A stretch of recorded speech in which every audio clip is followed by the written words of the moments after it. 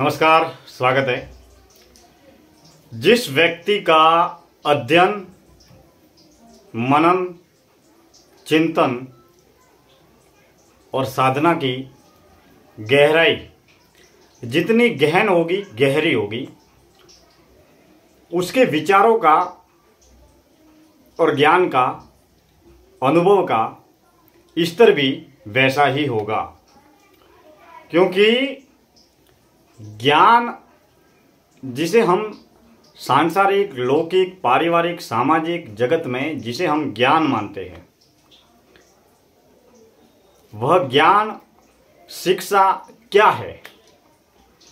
ज्ञान या शिक्षा मात्र एक सूचना है, जानकारी है, समाचार है, किसी व्यक्ति, विशेष, वस्तु, पदार्थ के निर्माण के बारे में, घटना के बारे में, वारदात के बारे में जो भी सूचना, समाचार या उससे जुड़ी हुई समय, परिस्थिति, घटना से जुड़ी हुई जो भी जानकारी है, जिसे हम शिक्षा या ज्ञान कहते हैं। और यही शिक्षा या ज्ञान पंच इंद्रियों के माध्यम से हमें प्राप्त होता है। अब एक जो छोटा बच्चा है, वो पंच इंद्रियों के माध्यम से ज्ञान, जानकारी, सूचना या शिक्षा का संग्रह करके अपनी स्मृति के तल पर बहुत कम मात्रा में याद रख पाता है।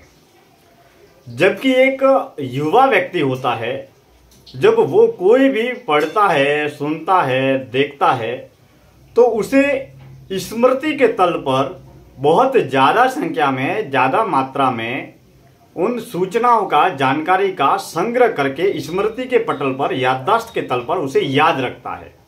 और फिर वो याद रखकर संसार के सामने, लोगों के सामने प्रस्तुत करता है। यानी कि हम जिन विचारों की, जिन ज्ञान की, जिन शिक्षा की प्रस्तुति दे रहे हैं, यह ज्ञान या शिक्षा भी हमने कहीं न कहीं से प्राप्त की है।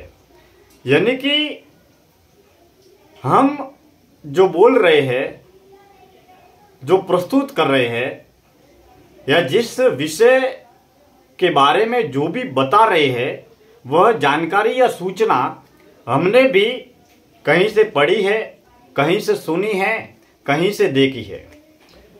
अब ज्ञान का संग्रह करना ठीक वैसा ही है जैसे मान लीजिए एक दरिया है, और उस दरिये में अगर लोटे से पानी भरेंगे तो लोटे जितना पानी आएगा, गिलास से पानी भरेंगे तो गिलास जितना पानी आएगा, बाल्टी से पानी भरेंगे तो बाल्टी जितना पानी आएगा, और मटके से पानी भरेंगे तो मटके जितना पानी आएगा। क्योंकि बाल्टी में पानी भरने की योग्यता बाल्टी जितनी है, लोटे में पानी भरने की योग्यता लोटे जितनी है, मटके में पानी भरने की योग्यता मटके जितनी है। तो ठीक उसी तरीके से हर व्यक्ति में सूचनाओं को, समाचारों को, ज्ञान को, शिक्षा को या जानकारी को संग्रह करने का या स्मृति के तल पर याद रखने का जो पैमाना है, वो अलग अलग तरीके का होता है। अब एक जो विद्वान है, बुद्धिमान है, वो सूचनाओं का संग्रह ज्यादा कर पाता है, इसके लिए वो बुद्धिमान, ज्ञानी कहलाता है, विद्वान कहलाता है। और एक सर्वसाधारण छोटा बच्चा, उसके पास में सूचनाओं को संग्रह करने की स्मृति इतनी नहीं होती, या फिर उसके पास में अनुभव इतने नहीं होते, इसके लिए वो सूचनाओं या जानकारी का बहुत कम संग्रह कर पाता है। अब ज्ञान या शिक्षा की गहन गहराई पर हम अगर इसकी जांच पड़ताल करते हैं तो क्या पाते हैं? हमने जो भी प्राप्त किया है, जो भी जाना है, पहचाना है, समझा है, संग्रह किया है, हम जो लिख रहे हैं, पढ़ रहे हैं, बोल रहे हैं, लिख कर जिस अभिव्यक्ति दे रहे हैं, या बोलकर हम जो ज्ञान या शिक्षा प्रदान कर रहे हैं, वो शिक्षा हमारी नहीं है, वह ज्ञान जो हमने पहले किताबों के माध्यम से पढ़ रखा है, सुन रखा है, वही ज्ञान स्मृति के तल पर याद रखकर हम उसकी अभिव्यक्ति करते हैं।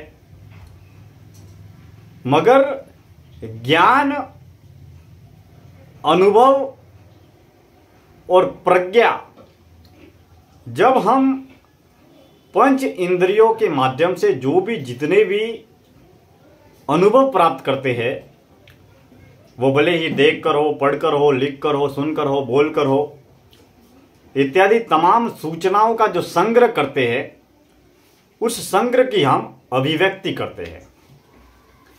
यानी कि वास्तविकता ये है कि हमारा जीवन मात्र एक कोरे कागज की तरह होता है। जन्म के दौरान, जन्म से पहले की हमें कोई जानकारी नहीं, मौत के बाद और मौत के वक्त की हमें कोई जानकारी नहीं। तो जन्म के बाद हमने जिस धर्म, जिस जाति, जिस पंथ, जिस गांव, जिस देश, जिस समाज में जन्म लेकर वहां की संस्कृति, रीति रिवाज इत्यादि के बारे में जो धारणाएं, मान्यताएं, परंपराएं, छवियों का जो भी निर्माण किया है, वही हमारे विचार है और उसी के तल पर हमारा निर्माण होता है। अब हम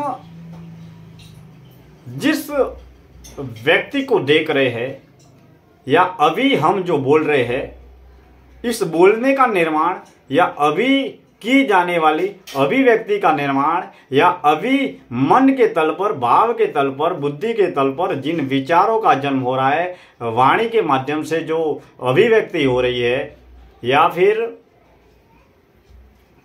मन में जिन कल्पनाओं का जन्म हो रहा है, उनका जन्म आज का आज, अभी का अभी, एक दो दिन में नहीं हुआ है। यह हमारी परवरिश, संस्कृति, समाज, वातावरण में हम रहते हैं, उसका परिणाम है। और उसका परिणाम एक दो साल का नहीं है, जन्म से लेकर अब तक, आज तक हमने जिन धारणाओं, मान्यताओं और छवियों का निर्माण किया है, उसी के आधार पर हम अभी का जन्म और जीवन जी रहे हैं। अब जिसके अंतःकरण या चित्त की वृत्ति जो भी जैसी भी होगी, वो उसी दिशा में स्वतः गति करता चला जाएगा। एक तामसिक तमोगुणी व्यक्ति, बुरा व्यक्ति अपने कर्म, वाणी, विचार, वातावरण, संगत, भोजन इत्यादि में परिवर्तन करके वो सतोगुणी सात्विक या अच्छा व्यक्ति बन सकता है। या फिर एक अच्छा व्यक्ति बुरी संगत, बुरे विचार, बुरे कार्य करके तमोगुणी तामसिक प्रवृत्ति की ओर अग्रसर हो सकता है। जिस व्यक्ति के अंतःकरण की, चित्त की वृत्ति जैसी भी होगी, वो उसी दिशा में गति करता चला जाएगा।